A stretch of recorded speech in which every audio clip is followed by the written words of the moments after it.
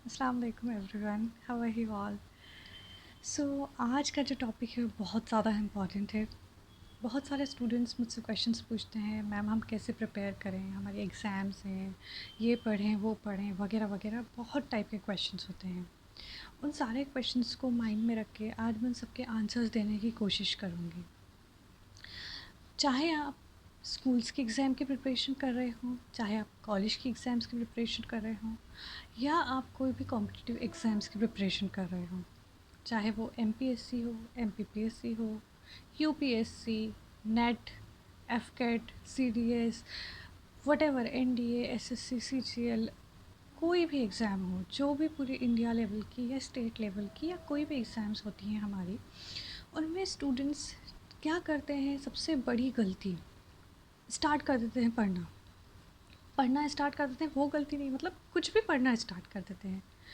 आपको एक proper format maintain करना पड़ता है अगर आप किसी भी एग्ज़ाम में क्वालिफाई होना चाहते हैं। मैं आज बात करूँगी सबसे पहले कॉम्पिटिटिव एग्ज़ाम से रिलेटेड। देखिए, सबसे पहले आपको ये ज़रूरी है कि आपके एग्ज़ाम का सिलेबस क्या है, आपके एग्ज़ाम के सब्जेक्ट्स क्या हैं और उनके क्वेश्चन लेवल क्या है।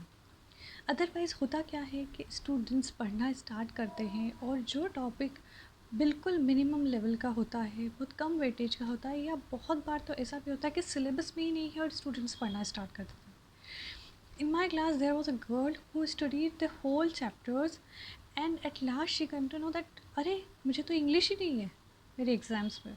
So this is the biggest mistake which you can do. So listen very carefully. आप लोगों के सारे जो डाउट्स हैं उनको मैं ध्यान में रखते हुए वीडियो बना रही हूँ। So first thing what you have to do, सबसे पहले आप लोगों को अपने एग्ज़ाम का सिलेबस देखना होगा। For example if you are preparing for UPSC, so आप यूपीएससी का सिलेबस देखिए और सब्जेक्ट्स देखिए कि आपको कौन कौन से सब्जेक्ट्स हैं और उनका सिलेबस क्या है। देन सेकेंड चीज़ आप क्या करेंगे, आप पेपर पैटर्न देखिए कि किस टाइप के क्वेश्चंस आते हैं, वेदर इट इज़ एमसीक्यूज़ और डिस्क्रिप्टिव टाइप क्वेश्चन आते हैं, ऑफलाइन मोड होगा, ऑनलाइन मोड होगा।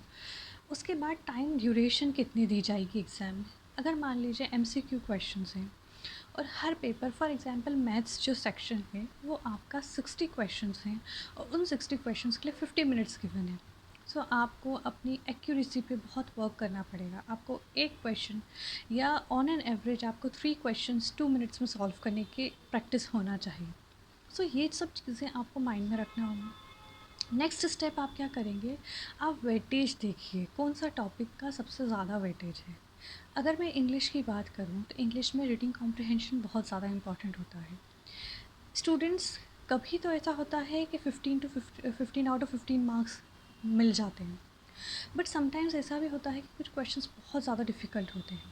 तो आप अपने एग्ज़ाम का लेवल चेक करिए कि आपके एग्ज़ाम में बैंकिंग, फॉर एग्ज़ाम्पल बैंकिंग है तो उसमें पैसेजेस थोड़े लॉन्ग आते हैं, तो आपको रीडिंग कैपेसिटी बढ़ाना होती है।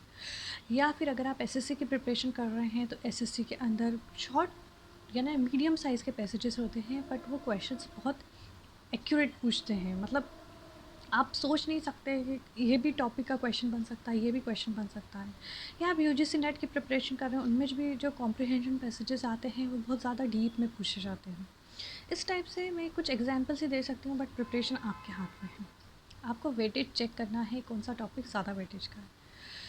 नेक्स्ट स्टेप इज़ दैट कि आप फ्री होके कोई भी टॉपिक छोड़ सकते हैं। यस, ध्यान से सुनिए। आप लोग क्या करते हैं, या कोई भी स्टूडेंट, चाहे मैं भी होती हूँ, हम लोग ये प्रैक्टिस करते हैं कि सब टॉपिक्स कवर कर लें। अगर ये छूट गया, इसमें से क्वेश्चन आ गया तो उसमें से क्वेश्चन आ गया तो क्या होगा। नहीं, ऐसा मत सोचिए। आप अपना एक क्राइटेरिया बनाइए कि मुझे, फॉर एग्जांपल इंग्लिश का 50 मार्क्स का पेपर है और इसके अंदर 10 मार्क्स का रीडिंग कॉम्प्रिहेंशन आने वाला है, 5 मार्क्स का इडियम्स एंड फ्रेजेस, मैं सिर्फ एक एग्जांपल दे रही हूँ। 5 मार्क्स का इडियम्स एंड फ्रेजेस आ रहा है, 5 मार्क्स का वन वर्ड सब्स्टिट्यूशन आ रहा है, 3 मार्क्स का सिनोनिम्स एंटोनिम्स आ रहा है। अब स्टूडेंट्स क्या गलती करते हैं, सिनोनिम एंटोनिम्स को क्रैम करते हैं, एकदम बिल्कुल दिल जान लगा के उसको रटने की कोशिश करते हैं।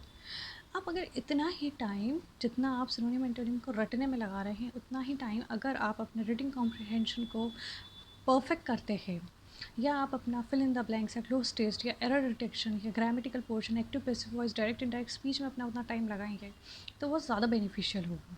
तो आपको ये देखना है कि आप कितना टाइम लगा के कितने मार्क्स मिल रहे हैं आपको। So your profit should be maximum. Profit should be maximum means कि आप टाइम कम लगाएं और आपके अर्निंग, आपका जो परसेंटेज है मार्क्स है वो ज़्यादा है। So these are some steps which you should follow before preparing for any exam. Next thing is, do go through your previous year question papers. Yes, अगर आप लोगों ने क्वेश्चन पेपर नहीं देखा प्रीवियस ईयर का तो आपको आइडिया ही नहीं होगा, आप एग्ज़ाम में ब्लैंक रहेंगे। आप इधर उधर से मॉक टेस्ट वगैरह देखते हैं, कभी मॉक टेस्ट सही भी होते हैं, कभी कहीं पे गलत भी होते हैं।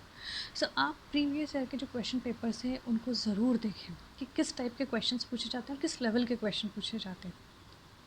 फिर आप जब पढ़ना स्टार्ट करते हैं तो आप कोशिश करिए कि आप ज़्यादा से ज़्यादा क्वेश्चन सॉल्व करें, वरना हम लोग कॉन्सेप्ट्स पढ़ लेते हैं। फॉर एग्ज़ाम्पल आप मैथ्स में तो अच्छी प्रैक्टिस हो जाती है, फॉर एग्ज़ाम्पल ट्रिग्नोमेट्री है या प्रॉफिट एंड लॉस है या मेंसुरेशन है, इन सब की आप अच्छी प्रैक्टिस कर लेते हैं क्योंकि मैथ्स हम सिर्फ प्रैक्टिस करके ही कर सकते हैं। But if I am talking about GS, ठीक है, अगर आपने हिस्ट्री का कोई एक कॉन्सेप्ट पढ़ा, फॉर एग्ज़ाम्पल फ्रीडम स्ट्रगल पढ़ा आपने, तो उसमें आपको कितने टाइप के क्वेश्चंस बन सकते हैं। अगर आप आरबीआई पढ़ रहे हैं तो आरबीआई में कितने टाइप के क्वेश्चंस पढ़ेंगे, उसका नेशनलाइजेशन करना ज़रूरी है, कब हुआ था। स्टूडेंट्स सेक्शंस याद करते जाते हैं और जो मेन इंपॉर्टेंट चीज़ें वो भूल जाते हैं। नेशनलाइजेशन कब हुआ, कब इस्टेब्लिश हुई, कौन से एक्ट के ज़रिए इस्टेब्लिश हुई, बैंकर्स टू बैंक है, ये सारी चीज़ें हमें याद होना चाहिए। तो हमें फैक्चुअल चीज़ों पे ज़्यादा ध्यान देना है, कॉन्सेप्चुअल चीज़ों पे भी ध्यान देना है, बट आपको सबसे ज़्यादा ध्यान देना है कि क्वेश्चंस किस टाइप के बन रहे हैं। आपके एग्ज़ाम में फैक्चुअल क्वेश्चंस पूछे जाते हैं या एप्लीकेशन बेस्ड क्वेश्चंस पूछे जाते हैं, ठीक है। उसके बाद आपको लास्ट स्टेप जब फॉलो करनी है कि आपको ज़्यादा से ज़्यादा क्वेश्चन प्रैक्टिस करने के बाद जो भी मॉक टेस्ट आपको प्रोवाइड किए जाते हैं या आप कहीं से सर्च करते हैं, उन मॉक टेस्ट को बहुत ज़्यादा प्रैक्टिस कीजिए।